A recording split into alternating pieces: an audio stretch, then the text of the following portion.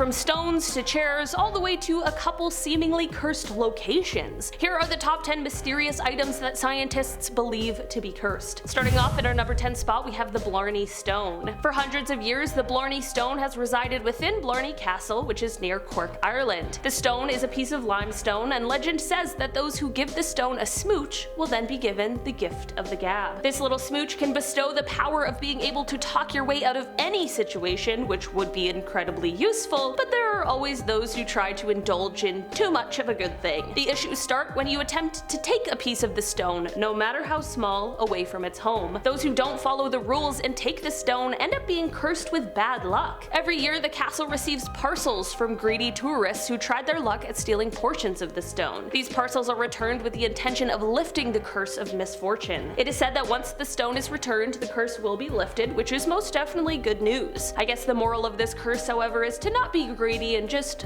follow the rules. In our number 9 spot today, we have the Belcourt Castle chairs. Belcourt Castle is located in Newport, Rhode Island, and it is a former summer cottage. Construction on the cottage started in 1891, with it being completed in 1894, and inside there is a ballroom. This ballroom is important because it is said that it holds a group of haunted chairs. People who have visited the castle have reported a ton of strange happenings regarding this specific set of chairs. The reports include things like feeling chills racing up and down their spines, or feeling a strange sensation or a shift of energy while standing near the chairs, and some people have even explained how they have been pushed out of the chairs by an invisible force. I feel like just hearing these stories might be enough to explain the energy shifts some people are feeling, but actually being pushed out of the chair by some sort of invisible force would be absolutely terrifying, and I have no explanation for that. In our number 8 spot today, we have The Hands Resist Him. The Hands Resist Him is a painting created by artist Bill Stoneham, and it is supposed to represent the doorway that connects our world with the world of the spirits, sort of like the doorway to the other side. This is extra suspicious considering owners of the painting have claimed that they have seen the characters in the painting move, or sometimes even disappear at night. The painting is said to depict Bill as a child looking quite sad,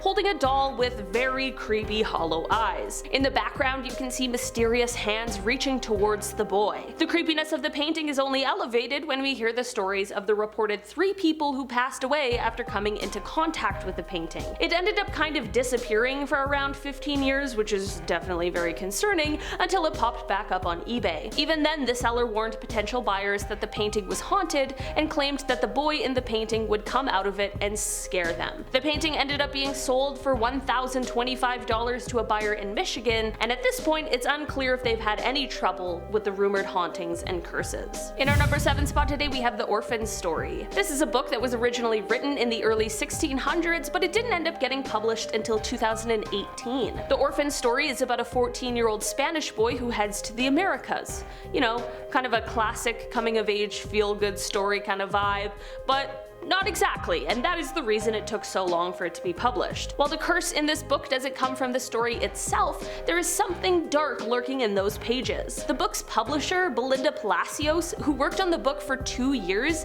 explained that throughout those years, she was often warned of the cursed book and how every publisher who had tried to work on it before ended up passing away in a mysterious way before they could finish it. When Belinda looked into this, it turned out to be true. Her research showed that those who tried to edit the book before either found themselves in horrible accidents or with strange illnesses. Luckily, Belinda made it through the process unscathed, so let's hope that maybe the curse has been lifted? Either way, it's probably a book I'll just stay away from. In our number 6 spot today, we have the Whaley House. The Whaley House is located in San Diego, and it was built in 1857. The site that this family house was built on was actually the location of San Diego's first public gallows, so as you can imagine, it's a pretty good backstory for a haunted site. Right after moving in, Thomas Whaley reported that he could hear the footsteps of Yankee Jim Robinson, who had been hanged at the gallows just 4 short years before the house was built. After moving in, the Whaley family began to experience a bunch of family tragedies, many of which actually happened inside of the house. The Whaley House is now a museum, and apparently the family members continue to haunt the site. These paranormal occurrences are often accompanied by the smell of cigar smoke and heavy perfumes. In our number 5 spot today, we have the Destiny Ring. Rudolph Valentino was an incredibly famous silent film star before he passed away at the incredibly young age of just 31 years old, and there are many out there who believe his untimely death was caused by the Destiny ring. This ring is one that he picked up from a California jeweler. Before purchasing it, there were warnings and stories which claimed that this ring was cursed, but Rudolph decided to go ahead with the purchase anyway. It is said that after this ring came into his possession, his luck began to turn. The movies he starred in started to do poorly, some even flopping, and his career began to struggle. From there, he fell incredibly ill, and when he passed away, he was wearing this cursed ring. From there, after his death, his lover ended up receiving the ring, but once it was in her possession, she too fell extremely ill, and decided that at that point it was best to give the ring away. All of the owners after that were reported to have died in strange ways or under mysterious circumstances, which has led to the ring now being placed in a bank vault, all locked up so that it can hopefully never cause harm to anyone again. In our number 4 spot today, we have the cursed portrait. Bernardo de Galvez was born in Spain in 1746, and he went on to become a military leader. He became well known for helping American colonies during the War of Independence before he apparently passed away under mysterious circumstances in 1786. There is a portrait of Bernardo that resides in the Galvez Hotel in Galveston, Texas, which is said to be one of the most haunted hotels in the world, and that makes sense because this portrait is said to be one of the cursed objects that gives this hotel its spooky title. The portrait is located at the end of a hallway in the hotel, and guests have reported the eyes following their every move. People also report a cold or uncomfortable feeling when they get close to the painting, and this is said to be Bernardo's spirit. Some people even swear they can feel him following them around the hotel. It is also said that any picture you try and take of the portrait will come out blurry and distorted unless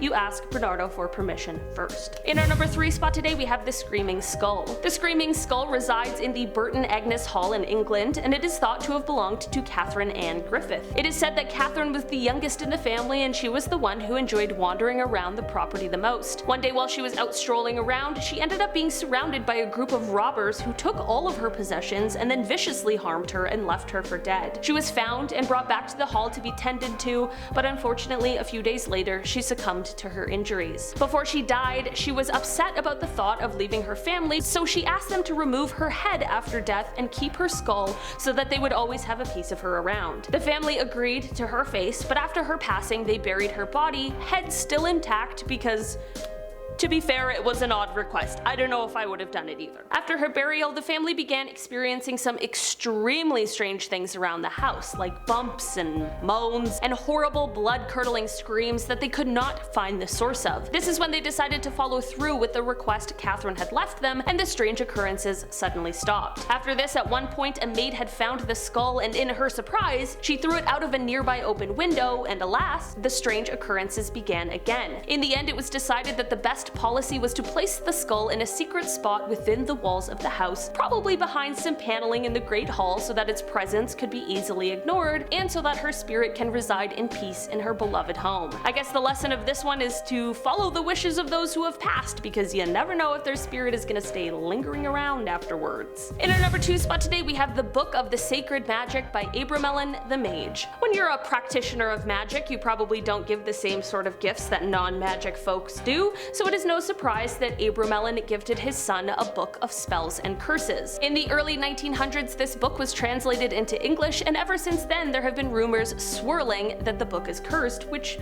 makes a ton of sense considering, like how I mentioned, it's a book of curses. Rumor has it that the cursed nature of this book, in part, has to do with Abramelin's belief that everyone has their own personal demon. The book holds instructions on how to get your demons under control through rituals and supernatural situations, and it is always risky to reach out to the spirit world, so maybe that's why everyone feels like this book is cursed. It's looking like unless you absolutely know what you're doing, the contents of this book just might be too powerful. Those who have had bad experiences with the book explained either bad luck or hauntings from the spirit world are what await those who dare to read it. In our number 1 spot today, we have the Obvodny Canal. This canal is located in St. Petersburg, Russia, and it really creeps me out. This man-made canal was built in the late 18th century, and ever since then there have been extremely strange occurrences at this location. Construction workers would complain of headaches. They would also sometimes even have random outbursts of violent behavior that was really uncharacteristic of them. But the craziest, most unsettling part is what has given this location full cursed status. Many people have attempted to take their own lives here. Sadly, most of the attempts have been successful, but the few people who have been saved have explained that they have no idea why they did it. They say that they didn't really have any intentions beforehand,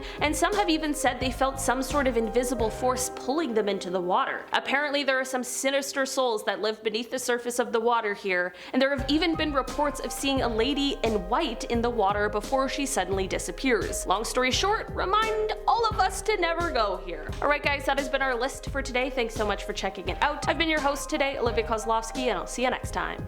Bye!